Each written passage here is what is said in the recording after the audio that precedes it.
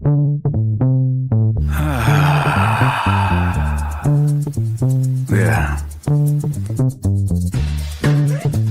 What's everybody fighting for? Why can't people help people? That's the question. Oh my gosh, it's people helping people!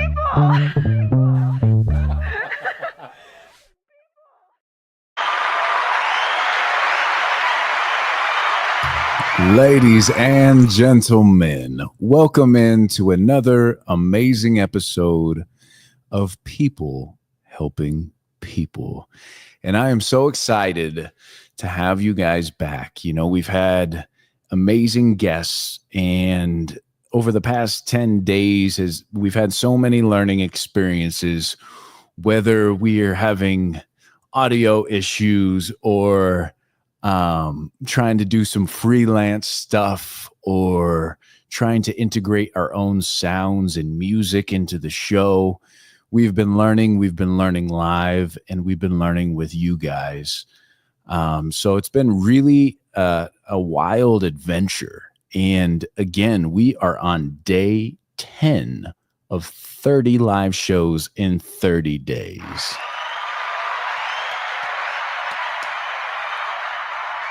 So we're moving right along. And, you know, I spoke on the last, I think it was 2 podcasts ago, that I started the carnivore diet. Now, the carnivore diet is essentially an elimination diet. You know, you're cutting out everything that's processed. You're cutting out everything that's processed, any types of like refined sugars and all these things out of your diet. And I did it pretty abruptly. I didn't slowly roll into this diet. So when your body moves from a state of running on carbs to fats, there's something that happens to a lot of people, and it's fully integrated in having what's called the keto flu. So I've been down and out all day long. I had so much to do with editing yesterday's podcast, getting some clips to our guest. And I just had to take a day. I had to take a day because the keto flu is in full swing right now. But, you know, I made a promise to my people that we would be here for 30 days of 30 live shows. So whether or not we're feeling bad or, you know, the timing might be different than the day before, we are here to bring you guys great content. And, you know, again, this whole experience has been so fruitful, and I've got such amazing feedback from the people that have joined our streams. I just want to give you guys some appreciation, give you your flowers for joining in, for watching the show, supporting us, and, you know, really being a part of the movement. Because at the end of the day, this show is about people helping people. We're looking to spread our network. We're looking to spread our wings and have a beautiful web of individuals that can help one another. And we're building that as we speak. So I want to, you know, from the bottom of my heart, say thank you to everybody that's joined us and, you know, been supporting us along the way. And Estrella Garcia, we see you out there. Hi, welcome in. We appreciate you coming to see the show. And, you know, before we get into today's show, we have an amazing guest for you, by the way. But before we get into today's show, I want to have a huge shout out to our sponsors. We are sponsored by T-Town Boxing. We are sponsored by carsfortucson.org. We are sponsored by Penny and Benny LLC. And I want to show you guys a little something right here. Check this out. Hold on. This shirt, Stay Curious, was hot off the press. He was pressed for time, pun intended. And he says, you know, I want to make you a little something. So Penny and Benny LLC for all your merchandise needs.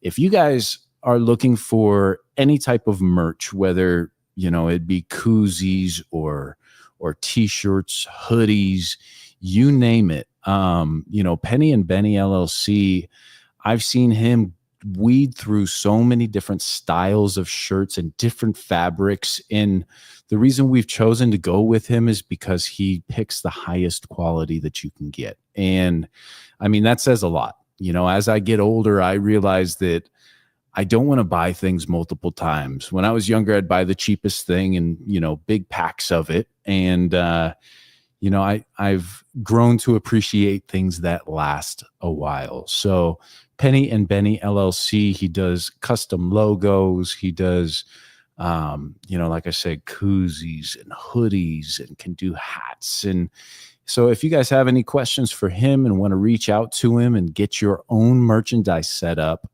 whether they be just one-off orders or you have a big event coming up, definitely reach out to him, because as you can see, I mean, look at this. Stay curious. How freaking cool is that? So shout out to Penny and Benny LLC. You can go to the website pennyandbennyllc.com, or you can hit them up on Instagram at Penny and Benny LLC. So that one's for you, brother. Thank you for the shirt. Look at this thing. So great. But without further ado, again, ladies and gentlemen, we have an incredible guest on today. She is someone, and this seems to be a recurring thing with people that are in our zeitgeist.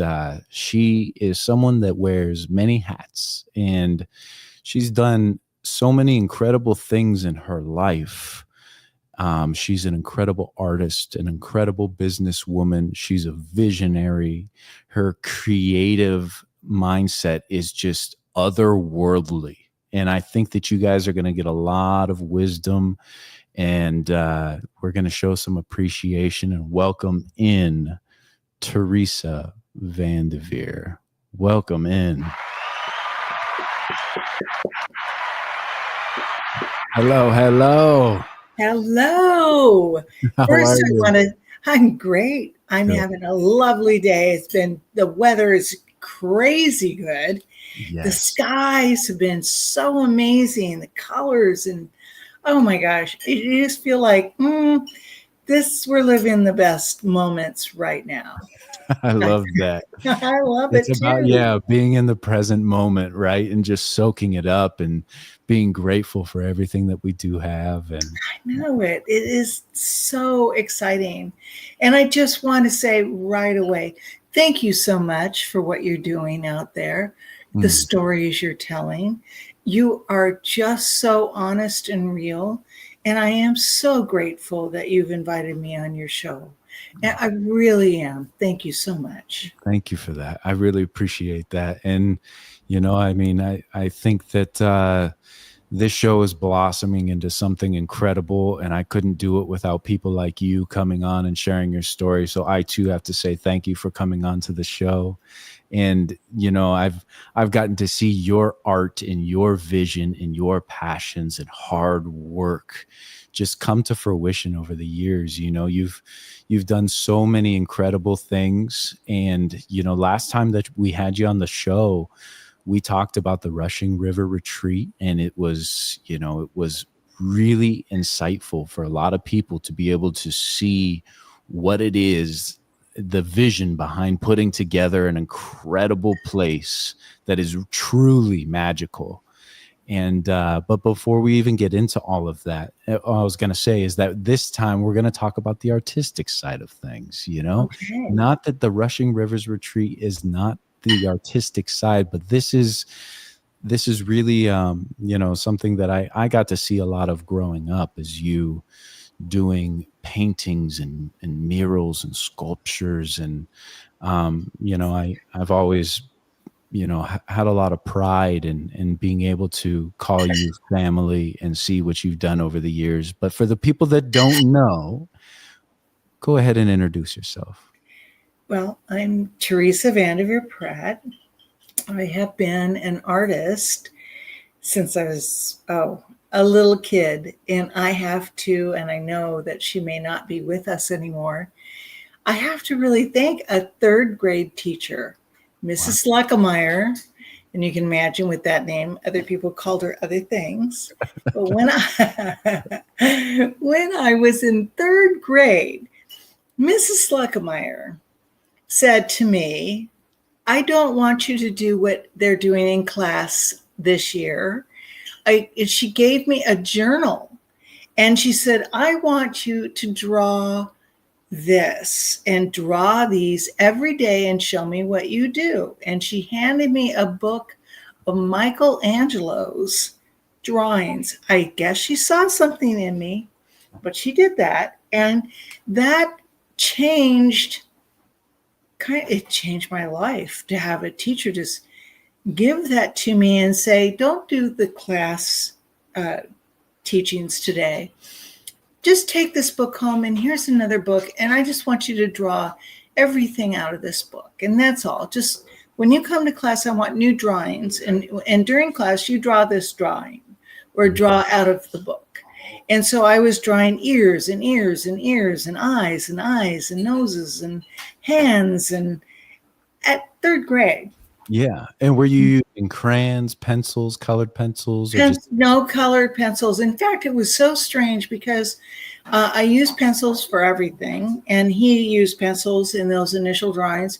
And color kind of intimidated me for a lot of years. I was very intimidated by color because I would draw something and think, oh, if I color it, I'm going to ruin it.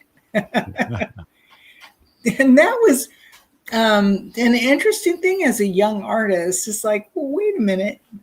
This looks really good right now. If I put color on it, I'm just going to ruin it because I don't know what I'm doing with color. Yes. Wow. That's really interesting. So it is so incredible how one person in your life can really spark something like that. And I have a very similar story in third grade as well. I had, I believe her name was Mrs. Hart. She was awful, dreadful, the worst. Like, I mean, I was not the best student. So let me just preface that by saying I was awful, but we had a substitute teacher come in, or no, he was like a student fill-in for a moment, Mr. Fisher. And Mr. Fisher saw something in me with mathematics and gosh, what else was it?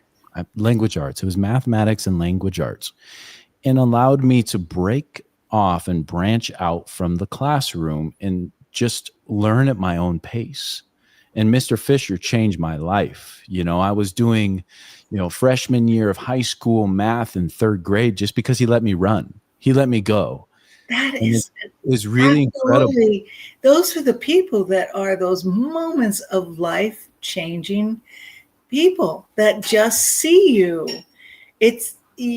Otherwise you're just swimming with the fish. You're in the whole pool and everybody's all swimming along upstream, and all of a sudden somebody just sees something about you that says, oh, wait a minute, you're showing something different, and let me give you a leg up for a moment. And it doesn't take a lot, especially when you're in this class, you're in your pod, and someone just says, let me just let you step up a little.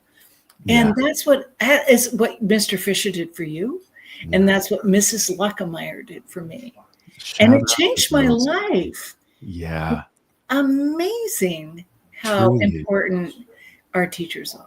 Yes, absolutely. I mean, people just giving you the opportunity and then nurturing that, watering those seeds that they've planted within you is just an incredible thing. So I have to ask, thank you for sharing that, first of all. I have to ask how that blossomed over the years, because like I said before, I've seen you take on so many incredible things that I think that anybody standing at the bottom of that mountain and looking up at the top, it looks unfathomable. There's no way I could get up there. And I know that it was a long journey of trying so many different things, and you've been successful in so many different avenues. I'd like to know how that little third grader blossomed and how it came to be that you became an artist. Well, it's an interesting thing. You're born an artist. You're always it's innate in you. But as a child, my twin sister and I, your mother, we were terribly dyslexic. We were not good readers. That's where I get it from. We did not. That makes sense. Yes. We did not do good in school. We didn't stand out. And our parents moved a lot. My dad was always the creator. He was always looking for a new business he was starting, or he was building houses, and when one was built, then he would sell it. So we constantly, as not good learners, dyslexic, nobody understood dyslexia. He always said we were smart little dummies. We moved from home to home, school to school, place to place. And like I had said, this woman in third grade was the first time that I felt like I shone. I mean, I really shined in the opportunity to do art, because everybody was always like, you're reading, it's your math, it's your this, yeah, you show up, but if you can't perform and you're behind, you're always behind. And so that, I don't know, it was like this little shining star, because I was just not fitting in and not performing well. And I thought, oh, art, I can do art. And oh my gosh, in the day when I was a kid, a long time from you, there were these little matchbook covers that said, draw this drawing and send it in and see if you can be an artist. I sent in so many of those little drawings thinking, oh my God. And we'd always get a letter, your child shows promise. Well, I love that. My dad, of course, being a salesperson, writing sales scripts, and he's like, oh, they're just trying to, get you into it. It's like, no, Dad, they think I have promise. Yeah. So, it didn't go very well or very far. Yeah. But I just kept feeling like, I know that when somebody says to draw something, and I'm looking at everybody around me in class, I'm doing something and I'm not seeing the same thing around me. And I'm thinking, there's something that's happening for me that may be special. I may, and I had to tell myself, my dad was very all about school, and he started a company, Evanwood Reading Dynamics and West Coast Trade Schools.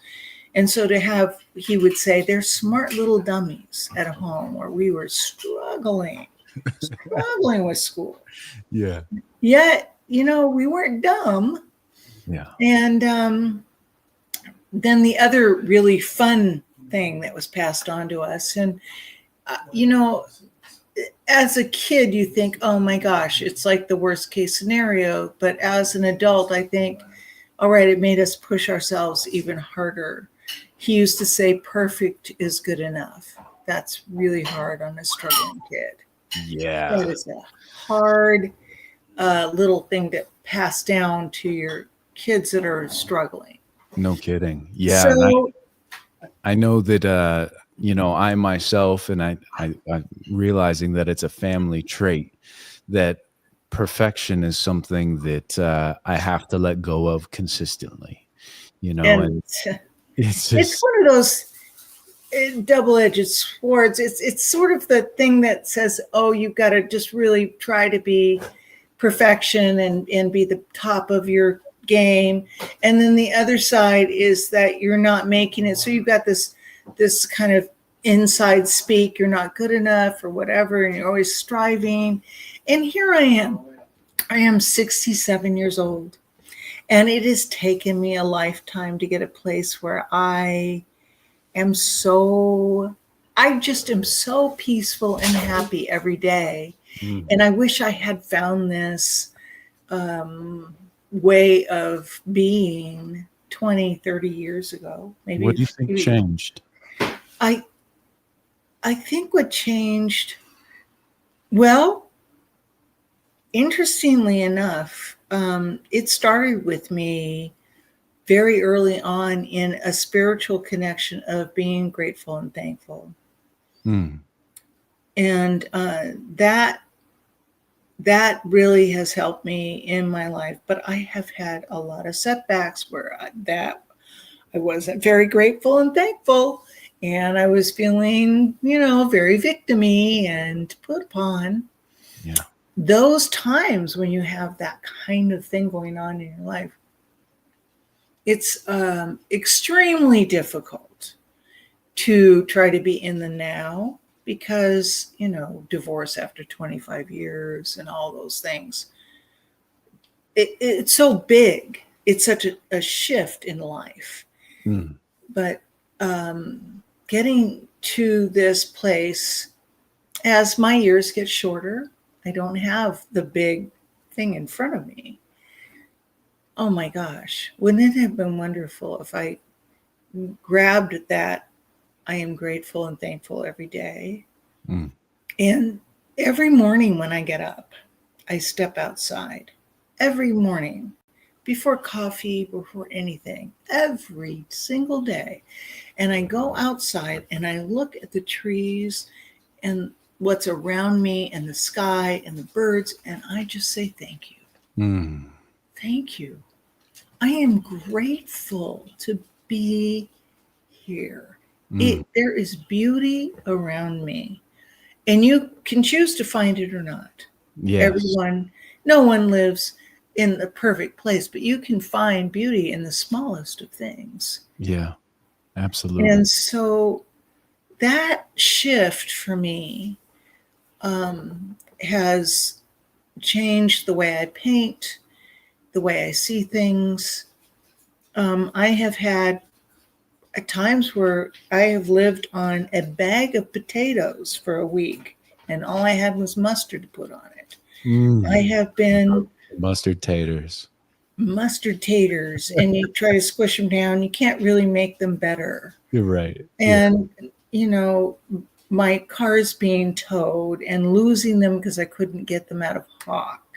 Hmm. And there are times when you struggle. Yeah. Struggle, it's hard to wake up in the morning and say, I'm grateful and thankful. Oh, yeah. And there is I am so aware, lived it, understand it. And, but when you do sit down and be peaceful with yourself, and you can find that strength from within, you are met with gifts. Mm. A lot of people run around and they ask for, this is kind of just me. And I think they get a cap like off a water bottle and they say, if I can just pay my phone bill, I'll be okay. And somehow, boom, they can pay their phone bill somehow. But they don't think bigger. I say, get the salad bowl out. Yes. Get the salad bowl out and you say, I want to have a better life. And what I need is to be able to take care of all of my overhead. Mm. And I see myself, visualize yourself being able to pay for groceries, being able to have the car and it's fixed and you're driving to a place you want to be, sitting by the beach, being in the woods. Visualize being able to be there. And when I started to do that, the bowl got full, not the cap.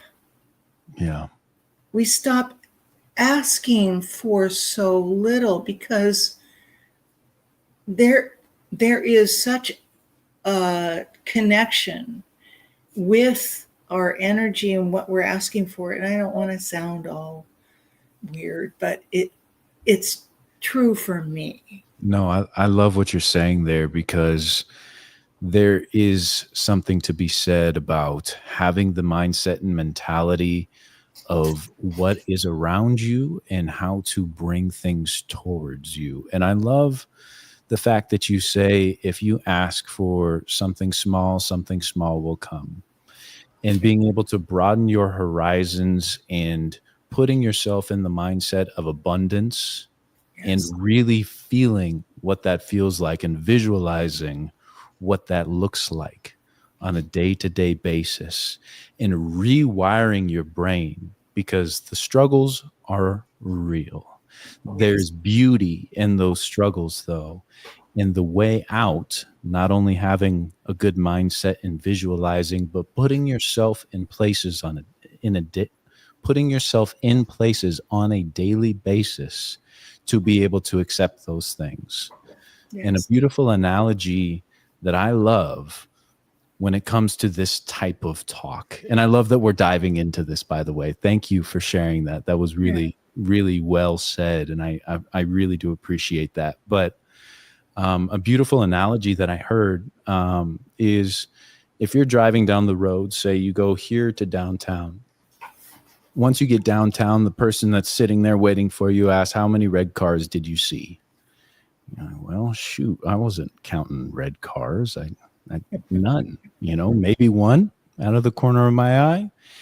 He goes, okay, on your drive home, I want you to count all the red cars that you see. So on the drive home, looking around, 1, 2, 3, 4, 15, 20, 25 red cars. Hey, I saw 25 red cars on the way home.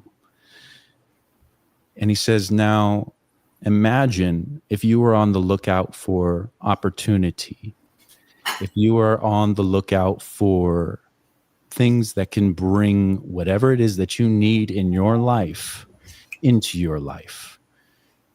And all of the sudden, when you have that mindset of abundance and you're seeing this life pan out the way that you want and need it to pan out, and you're seeing it clearly and feeling it, all of a sudden these opportunities that may have just blown right past you before are very clear. And I think that that's a really important message to tell the audience, is put yourself in positions to achieve things by having the mindset that those things are around you. And I always say too that hard work creates luck, and if you don't put yourself out there in one way or another, you're not going to get lucky, whether it be in relationships or jobs or whatever it is. It's not going to fall into your Absolutely. lap. I couldn't agree more. One of the things, though, that I think that has become tremendously clear to me, as of course, like I said, in my years, I have less going forward than you have, and all these other people. And so we look at things differently. But I think one of the more important things, people look to obtain things. And things are fleeting. And when you pass, they all get taken to the dump or to Goodwill, because nobody wants your things. You're leaving all these things. But there was a movie out years and years ago. It was about a man, I think it was called Big Little Man, Dustin Hoffman. And he was with the Indians, and they were going through this really awful testing of man and who you are in the world.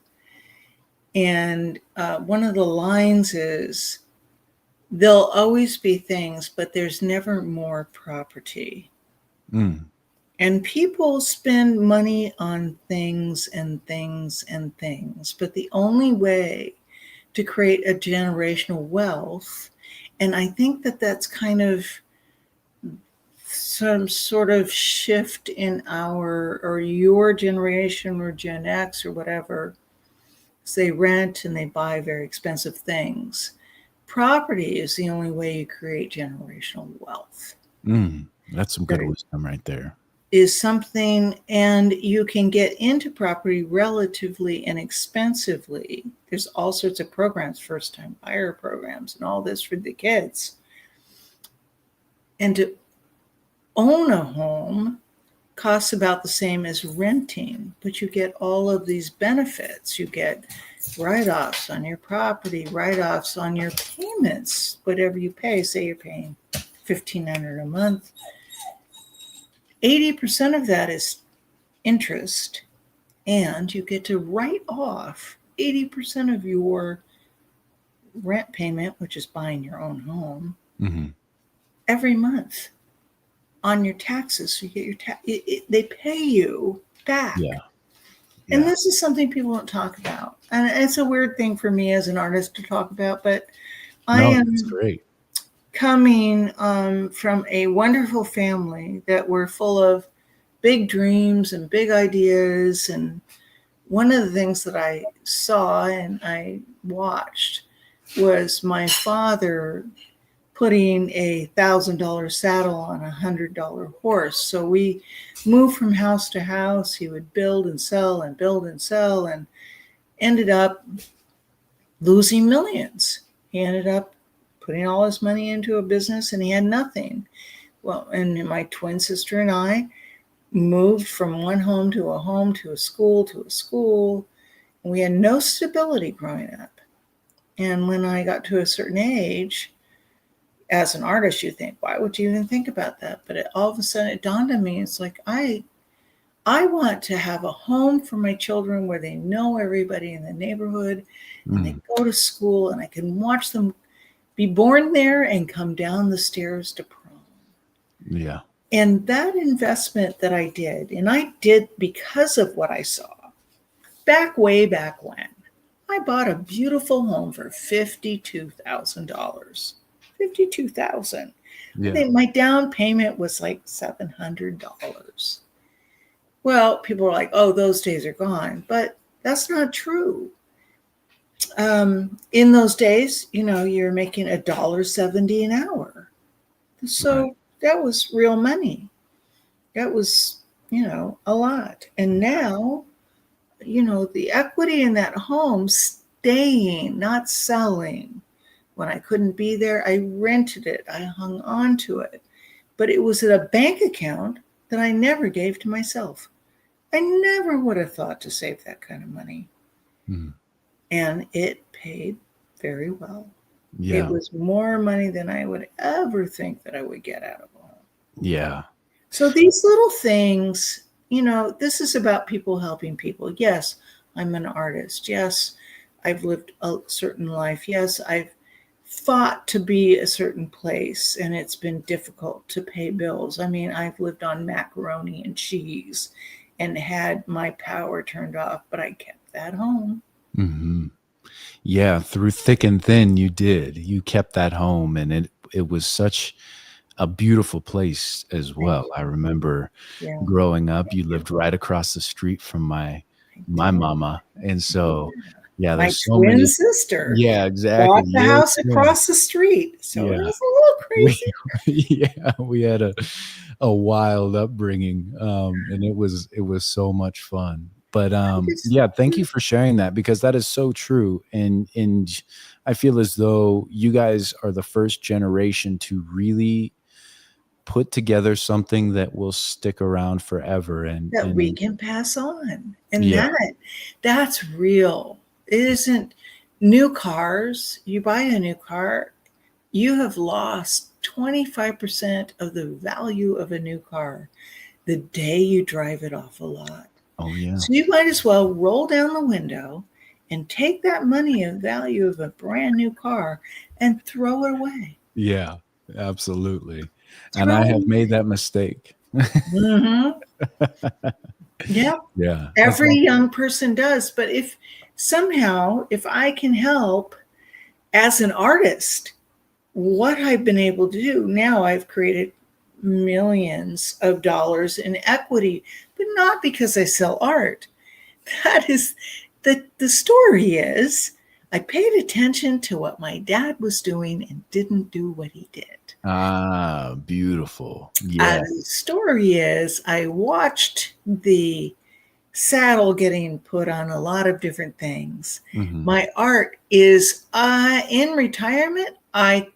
I'm over the moon because I can sell. I can show you one of my paintings. Let's see. I have a painting here. I would love to. We're going to dive right into your art because I feel as though what you've already given us is so much amazing Oh, wisdom. thank And you. we do have some advertisers to get to. Okay. So before we segue into your art, we're going to go ahead and shout out our Okay. advertisers of the show. And so I'm going to drop I'm you going to down. say every young person buy a house. Buy Yes. a house. Yes. Buy And maybe we a can have a house whole segment and on building. hold that house. Yeah. Buy another one. Mm, Hold it. yeah. Hold it.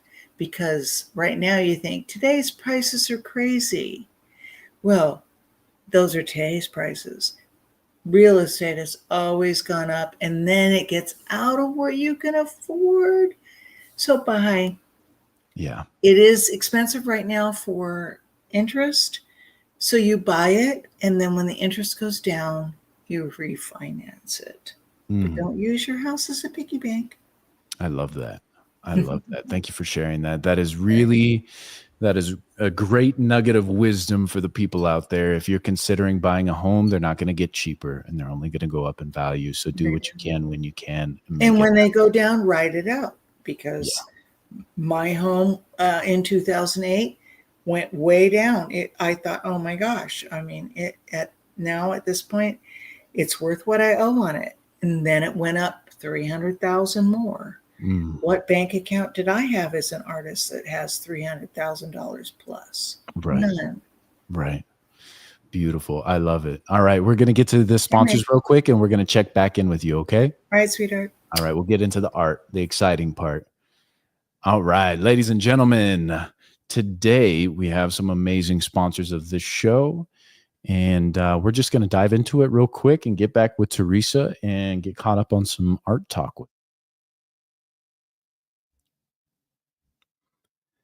This episode of People Helping People Live is sponsored by T-Town Boxing, Tucson's home for boxing, kickboxing, and recovery classes for all ages. T-Town Boxing isn't just a gym. It's a community where you can build confidence, discipline, lifelong skills, whether you're stepping into the ring for the first time or sharpening your techniques. From kids to adults, beginners to experienced fighters, T-Town Boxing offers a space to grow, train, and challenge yourself. So, if you're ready to push your limits and join an amazing community, reach out to T-Town Boxing on Instagram at Instagram.com/T-Town Boxing or their website, boxingtucson.com. Again, Instagram.com/T-Town Boxing or their website, boxingtucson.com. Back to the show. Thank you, T-Town Boxing, for being a sponsor of People Helping People. And we are so proud to be representing you guys. Jake over there, he's an incredible trainer. And I'm really excited. Next week, I'm going to be starting back up with them. I spent a lot of time in that gym, and it's really just, it's a community. So let's see. We also have carsfortucson.org. And as I've said before, I mean, these guys are really doing God's work out there. Carsfortucson.org are doing what they can for the community. They are located here in Tucson, Arizona, and they are doing their best to help people that have been stricken by financial hardship. So, one car repair can create a powerful ripple effect. For a low-income family struggling with housing, a reliable vehicle means they can hold on to their jobs, access childcare, and avoid spiraling into homelessness. Cars for Tucson understands this. They exist to provide affordable, sometimes free, critical car repairs to ensure these families stay connected to their livelihoods and their homes. The goal is to give vehicles away as well. Amazing. Be a part of the positive ripple effect. Your donation helps prevent homelessness one car or one repair at a time. Visit carsfortucson.org to learn more. And again, that is carsfortucson.org. That's for you guys. Incredible. I know I've had some times in my life where a car repair was the detriment to everything that I needed, like everything that I wanted to do in life. And I had a crummy car that couldn't get me from point A to point B. So to have a place like Cars for Tucson sponsoring the show, we are very proud to be representing those guys because they're doing great things in the community. Another sponsor that we have of the show, see this shirt right here? Stay curious. This shirt is from Penny and Benny LLC. Penny and Benny LLC.com or Penny and Benny LLC on Instagram. And they are your merchandise experts. So if you guys are business owners or have events coming up, maybe a sports team, he does renderings of all kinds of products and logos and things like that. If you go to his Instagram, shoot him a message. If you need something done, something rendered, you guys can do a little bit of back and forth. He does anything from, single orders of mugs, t-shirts, sweatshirts, hats, you name it. He's got you covered. So Penny and Benny LLC, shout out for the shirt here. I appreciate you. And let's get back into the show. There she is.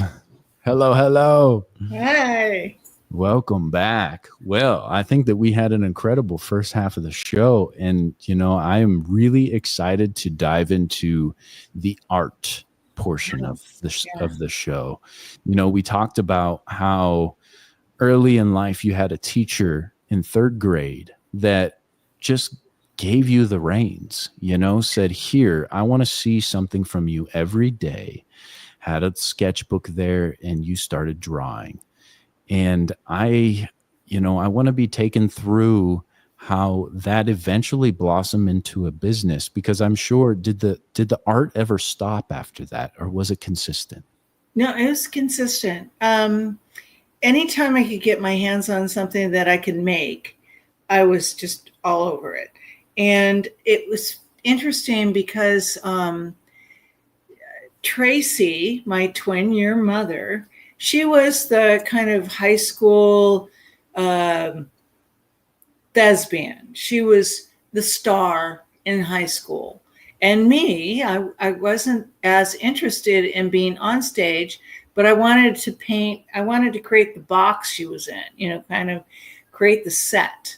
And doing that, and before that, when you're little, you're making, I made boxes that my dolls could play in, and this is their town, and this is their bedroom. And I would just, you take toilet paper rolls and you make these he'd make all sorts of cool things that were dimensional and they could live in it. And so I just loved doing that. And it's so funny because when I opened my studios, and I did very big things on sets, but later I was hired and started doing museums, which I love, interpreting museums. And they're like, well, in this one children's museum area, we would like to have these discovery boxes. And I'm like, oh, wow, I know what I should do, because they're kind of in this old town, this Western town, and they're walking in and they want the kids to have places to discover. And I thought, well, what if they have, they could open a plank on the floor and they could look down into a mouse house with all the cool things the mouse has collected to create their little house. Or in the wall, they open it up and they could look into a nursery that the mice have created. And so I got paid a lot of money to do what I loved, like when I was 9. I love that. It was kind of full circle. It was so fun. That is really cool. Yeah, it was just, I mean, these little wonderful things. I really thought when I was a kid, I wanted to work for Disney. I wanted to go into, Peter Pan and Alice in Wonderland and paint in the middle of the night and create this magical world. And then I found out later I got a business partner that worked for Disney for 11 years. And she said, yeah, not so much fun. And I could not get into Disney. I couldn't even apply to Disney, even though I was doing some pretty cool things, because I didn't have a bachelor's degree. You have to have a degree to apply to Disney. I dropped out of high school because academically I couldn't compete. I was very dyslexic. I wasn't a great reader. I could present myself well, but when it came down to it, I did not read well on paper. So I just decided I'm going to go to New York and I want to work on set design, and I'm going to do that. And so at 17 years old, I went to New York. Yeah, that's incredible. It's not like they're like, yay, we could hardly wait. We're so excited to have you. So at that time, I became a really good waitress. Yes. Yeah. Yeah, I mean, you have to do something to make ends meet, and sounds like you did it well, but you were there on a mission. You had a goal in mind. I did. And you went out there and you chased after it. Now, how did that develop into becoming an artist, like a full-time artist? What happened? Well, I got to New York and I worked at this diner, right on the turnpike. And I ended up being able to come in. I got on off-Broadway, able to do some sets painting. It wasn't like I was hired full time, but I just went and I looked at the trade magazines, and when they were casting, I wasn't going to be cast. What I was going to was offer myself to work on the sets or behind the scenes, because that the cast, it'll be 3 months of behind the scene creating sets, and then the show goes. So I was going to those casting calls, but trying to talk to the people behind the scenes to get anything. And I got a couple things. I mean, I painted a couple things, no big deal. And then it got really cold. New York gets really cold, and I'm from California. I wasn't really ready for that. I thought, oh my gosh, my windshield froze and I couldn't get the ice off. I had never seen that before in my life. And so I was only there for several months. And then I realized that first of all, I'm nobody. I'm not going to get breakthrough in New York. It's cold there. It's expensive there. And so I went back to California. And then when I got back to California, the beautiful thing about being a waitress is you can work anywhere. So I got a job on the Queen Mary as a waitress. I got a job on Catalina as a waitress. And all of a sudden, I'm making pretty good money. And most of my jobs, Catalina, I would go in on Friday morning, and then I'd come back on Sunday afternoon, because I was just on Catalina working for 2 days. What a wonderful, wonderful thing. And being on island, it was incredible. And paid really well. So here I'm in California, waitressing, doing well, working nights. And so I started knocking on doors in Hollywood, because I thought, you know what? I don't have any real training, but I have a couple little things I did in New York. I can say I was in New York and I worked on a stage. So when you say knocking on doors, what does that look like? That is going to all of the stages. There's all these, they look like Quonset huts outside in Hollywood. And you look up, and that time you have a big phone book, and you're looking up in the phone book, who's doing special effects? Because I wanted to get in staging and film. But I thought special effects sounds so exciting if I can get my foot in the door. Yeah. And I knew that, one of the things I worked on in New York it was a whodunit, and they had special effects guys who just brought in these small equipment, but I knew they were paid a lot to do that. And I thought, well, if I can learn that, that would be a great niche. So I went to a Quonset hut. It was giant Quonset hut in Burbank. And I walked in, knocked on the door, as a bunch of guys, as everybody's like working at their stations and things. And I asked to talk to the owner, and it was called Altered Anatomies was the name of the company. This might have been the 6th or 7th one that I had done in 2 or 3 weeks. I was surprised I was able to be successful in that amount of time. So here is what I said to them. I don't have a college degree. I want to work in your field. I want to give you my time for 2 months for free. I will show up at 6 a.m. I will make you coffee. I will clean the toilets. I will take out the trash. I will sweep the floors. And what I'm asking in return is that you teach something to me every week. Well done.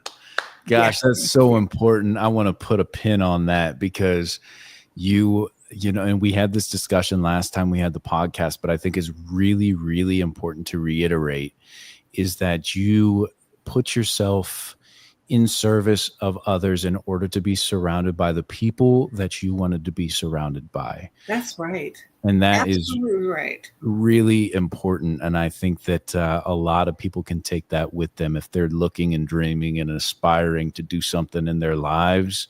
Just go offer your services, offer your time to be surrounded by the people. Yes. Because maybe your service doesn't fit them exactly, but if that's where you want to live, if that's where your passion is, just a lot of people, when I opened my production art studios after these experiences where I were paying, 30 artists to work for me, a lot of people came in with their college portfolio and they would show me that, and they were astounding. They were beautiful. They were amazing, but they had no knowledge of production art, which has to happen quick.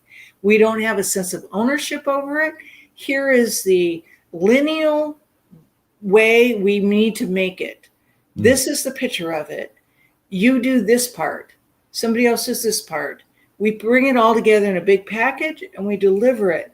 And I found that I ended up hiring construction workers and painters way more than college people because they came out, they had a whole year to create that portfolio. And they didn't understand that they have to deliver something in 6 weeks.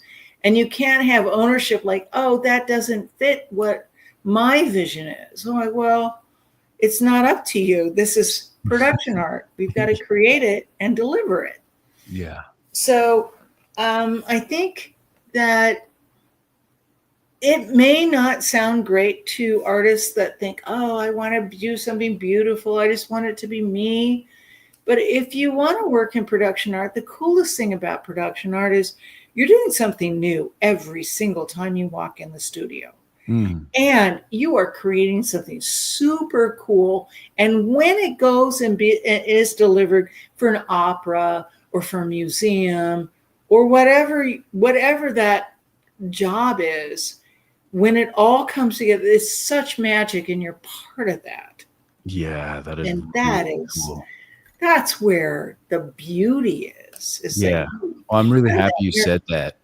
Yeah. Yeah, because I think that being a part of something that is bigger than you. Yes, and having that collaborative effort and seeing all the other pieces and how yours is integrated to make things complete is a really fulfilling and rewarding and I know that you personally have that experience recently with Metropolis, the musical, that you wrote the music for, and I was the set designer for, and we were able to put all, again, the music, the vision that your mom has, the creator of Metropolis musical, and then the physical and the characters.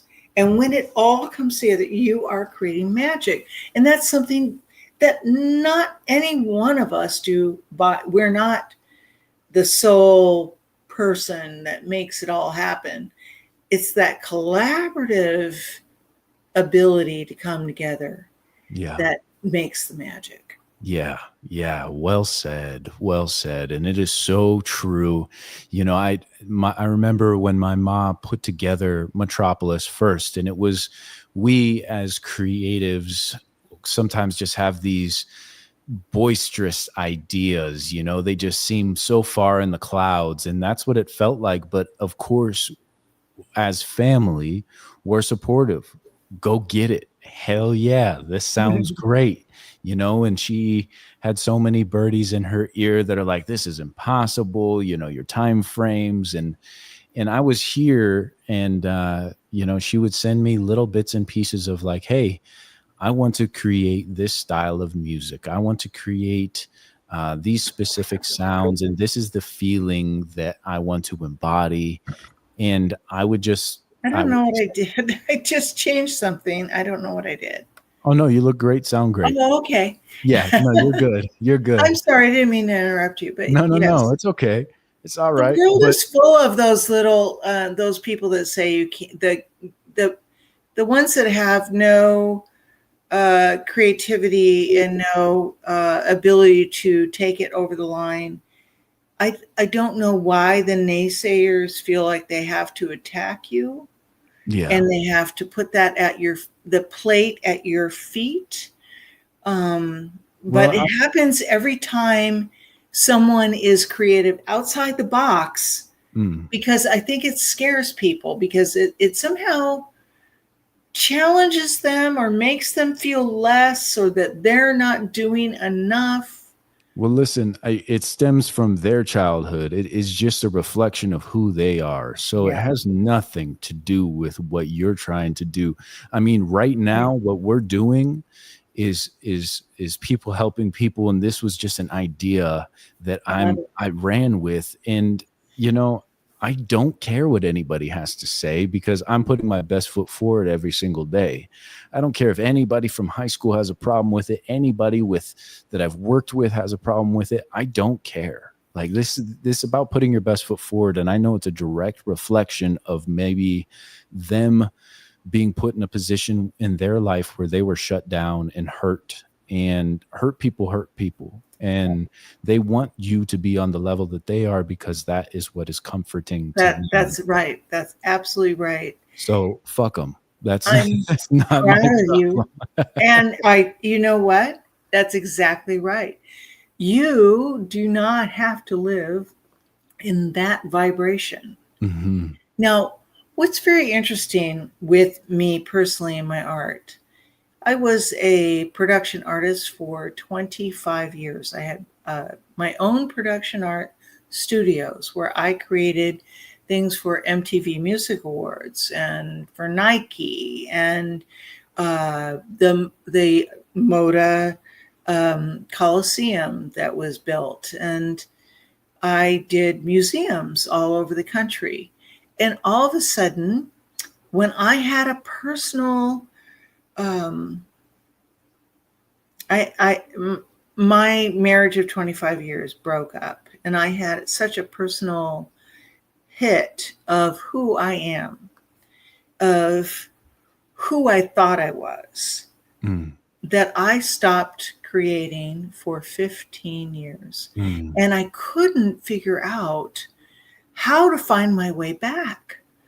I read Artist Way. I had done a lot of retreats. I had tried to figure out how to figure out what's happening for me. I was 50 years old, and it ran away from me. And I felt like an empty vessel, and it was something that I couldn't figure out how to find my way back until I worked with Afina Zoe. She gifted me a psilocybin journey. She's been on your show. Yeah.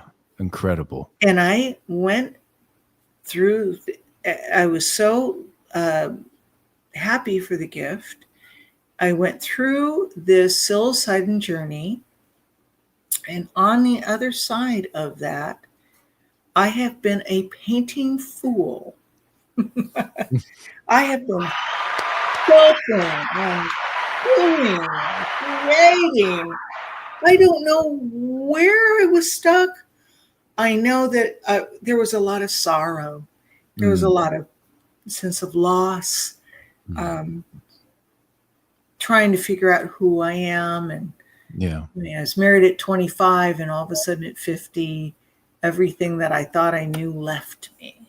Oh, there was so much identity wrapped up in that. And There is. and to be able to just be like, okay, we're on to the next chapter is not how life works. And Right. so, And so many people are out there, and they're just trying, they thought you had the same experience. You owned a home, you were on the right track, you were a go for it person, you were kicking ass, and all of a sudden you got sick. yeah. And that takes the wind out of you. Yeah. And to see you coming back and embracing life again and making it yours is such a blessing. Thank you. Thank you. And thank you for sharing that. And I want anybody that's out there to know that, it's okay to not be okay. And these things do take time. Give yourself grace.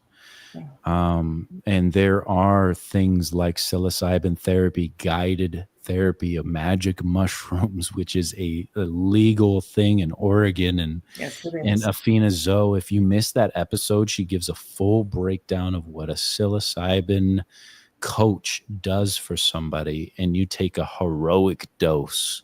You take like 4 grams of mushrooms, and then you're guided. I don't know how much, but I know that it is what they did back when they used it for ceremonial journeys for Native Indians. Yeah. And it So, can really, the I thing is, don't know what that was, but what it was, and when my personal experience was, I was able to connect. My mother had just died. She was with me. I connected with her. My grandmother was in the room.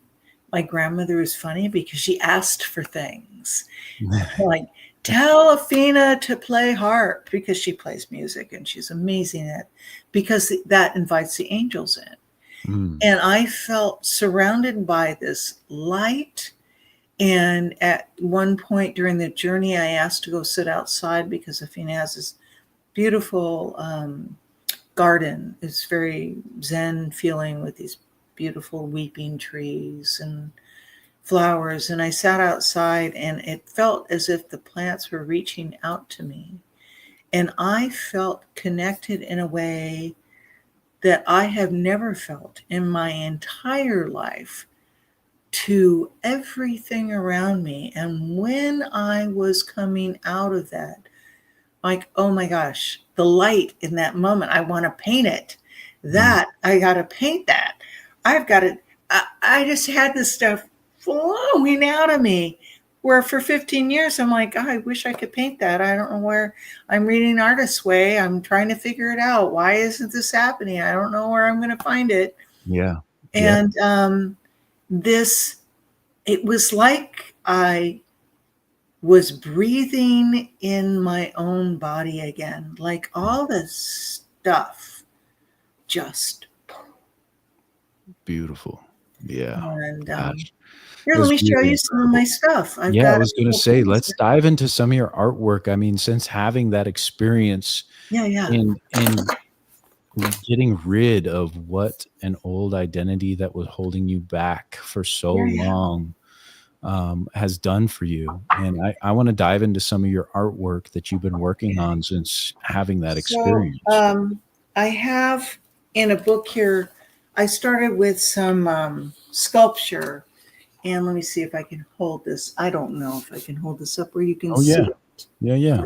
Can you see? Here, let me make this a little bigger. There we go. Can you see? Is it Yeah. right? Move it up a little bit more. There you go. Yeah. It Beautiful. is a woman looking up at the sun. Mm. Sculpture. Is that what you see? Or no? Yes. Yes. It's Okay. really nice. Yeah. And then I have. So I started in sculpture, and I just got lost in it. This woman that I did is lost in thought. If you can see her. Mm-hmm. Yeah. Amazing. And just so, are you using anything for reference? Because I can't even imagine sculpting Yeah. hands and a face. In fact, this is just coming to me. Wow. And so then I saw a photo of. It's funny because it's like I'm just these little pieces. I see something, I'm like, oh, that I got to paint it. And so I did this, and I don't know if you can see it, but it is. Oh, It yeah. is a painting of a bull. I don't know. Is it reading? Yeah. I love his hair too. That's great. So Wow. So this intricate. guy. Yeah. So I just loved him. I'm calling him Wilbur. So him. And then one piece I did recently, and I just loved the color. I wanted, and the movement, the dance. Oh, wow. The lighting. Gosh. Yeah, that's beautiful. Let me see if we can zoom in on that. Wow. Really special. Jeez. Where can Aunt Tare, I obviously love your art, and I'm sure the people in the audience do too. We have Miguel Vasquez out there, says incredible work, very impressive. Ben K out there, I love the book you keep referencing. The Artist's Way by Julia Cameron. I bought it. Yes. He said I bought it for my mom a few years ago. It was a Amazing. beautiful book. It was absolutely beautiful, and I did everything I could to incorporate that and make it work. But my fire, it just didn't ignite me. And Wow. so- Yeah. excuse me. I mean, no, you're good. Yeah, that's truly amazing. Do you have some more pieces that you'd like to share with us? Because Well, I've got another one. These are my chickens, my own chickens. This is a piece I did. nice. Yes. And it's in the chicken coop that's up there at the Rushing Rivers retreat. Yes, that's exactly what it is. Yeah, I love it. I recognize it. That's great. Beautiful. Well, I want to be able to show people. Do you have a website or anything that I people don't can see? yet. Okay. But what let's I get do on have that. is my work is hanging at John Stromey's Art Gallery in McMinnville. Great. Okay. Yeah. So if people want to check out your art, So I am working on getting all of this on and things, but I've just opened Rushing River Retreat, which is my bed and breakfast. Mm. And by the way, for everybody listening, when I said about real estate, I was able to buy this place with $1,000 down. It was a wreck, a knockdown, and now it is a 5-star Rushing River Retreat in Idana, Oregon. It's a 5-star place to stay, but I bought it for $1,000.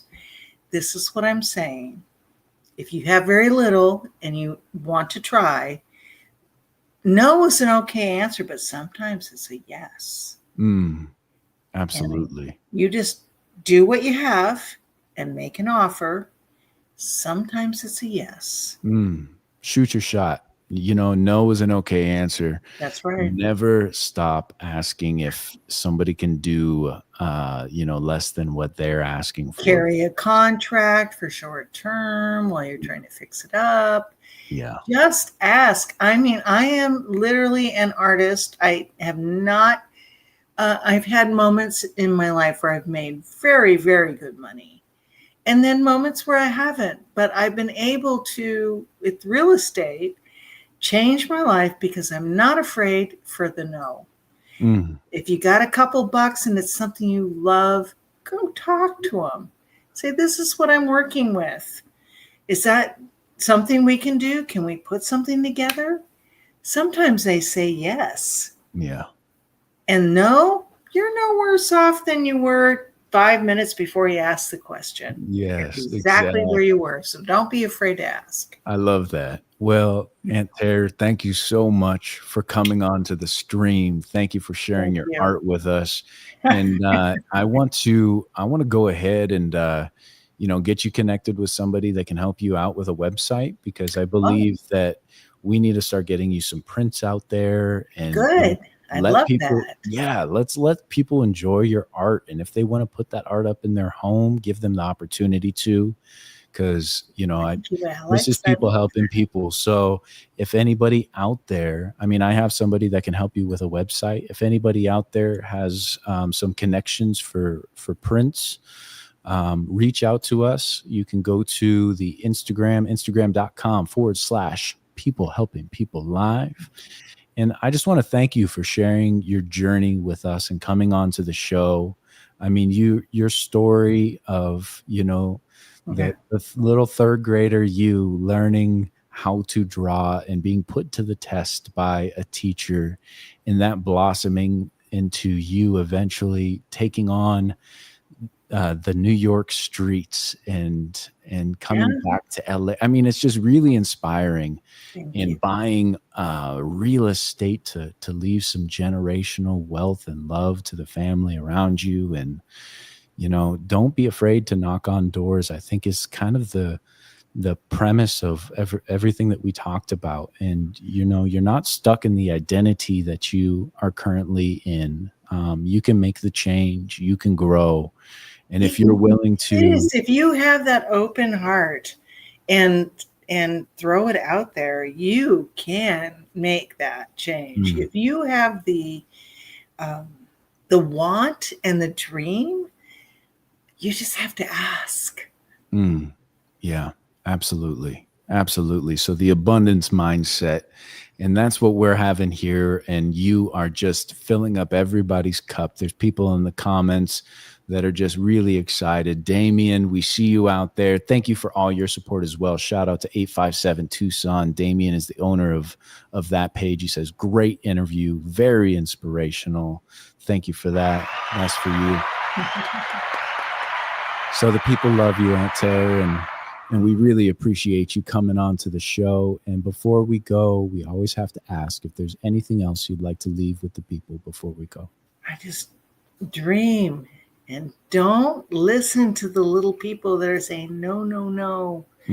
Just live your dream, own it, and ask. It's right there for you. Danny DeVito, I want to leave you with this. Danny DeVito went to New York. He had $2,000 in his pocket. And he said, I'm going to go on 100 auditions. And if I don't get anything, I'm going home. He did his 100 auditions. People told him, you're short, you're fat, you're ugly, you won't work, nobody wants you. And he was packing his bag. And his roommate said, hey, I just heard about this audition, this show called Taxi. You guys might not know about it. But they said, you should go down. There's a part perfect for you. It was his 101 audition. He went down there and it changed his life. And everybody knows who Danny DeVito is. Yes. Yes. That's a beautiful story. Don't give up. Don't give up. If you want it, it will come.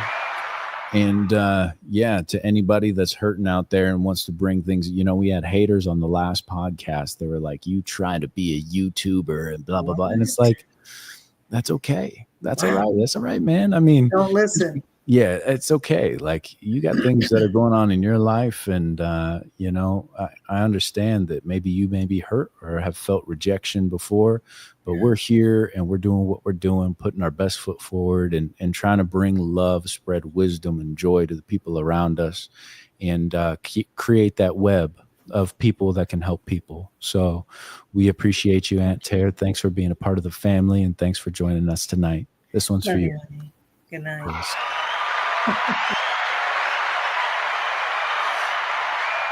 Wow. Super inspirational. I mean, I absolutely love having her on the show. There's just so many challenges that come up in life that sometimes feel too big to conquer, and to hear people get through those, whether it be, for her, there's been so many moments of wanting to throw in the towel. Like, life has really got you to the point where you're at your breaking point, and realizing that there are ways out. So I hope that you took as much as I did from Teresa Van De Veere. And if you want to reach out to her, or even go stay at her resort, oh my gosh, her resort is incredible. Rushing River Retreat in Idana, Oregon, right outside of Detroit Lake. They are in full fledged right now. They have an amazing little Western town out there. I mean, it's such a great place to stop. So go show some love. And, thank you guys again for joining us. We are on our 30 days of 30 live streams. We have more incredible guests for you guys. And if you spent the time to be here with us, then, this one's for you. So, ladies and gentlemen, thank you for sticking through the show. And we are on 10 of 30 days, and we will catch y'all on the next one. Deuces.